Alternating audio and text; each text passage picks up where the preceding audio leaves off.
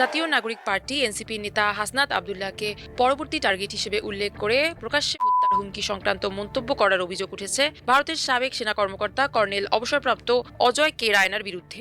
এমনকি কোথায় গুলি করা দরকার তা উল্লেখ করে অজয় লিখেছেন, গুলি করতে হবে ঘাড়ে, মাথায় নয়। প্রথমে তাকে নিশ্চুপ করাতে হবে এবং ছোট্ট ছোট্ট ভুলগুলো শুধরে নেওয়া হবে। ওসমান হাদির পর এবার নেক্সট টার্গেট হচ্ছেন হাসনাত আব্দুল্লাহ। এই কথাটি বলেছেন ভারতের একজন উচ্চপদস্থ অবসরপ্রাপ্ত সেনা কর্মকর্তা অজয় কে রায়। তিনি এক্স হ্যান্ডেলের একটি পোস্টে জানান, ওসমান হাদির পর এরপরের টার্গেট হচ্ছে হাসনাত আব্দুল্লাহ।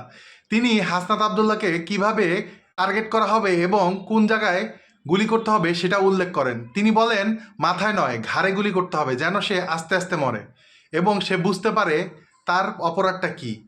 তাহলে চিন্তা করুন, আমরা যেটা বলছিলাম এতদিন ওসমান হাদির এই ঘটনার সাথে ভারত জড়িত, সেটা আস্তে আস্তে প্রমাণিত হচ্ছে এবং খুবই স্পষ্ট হচ্ছে।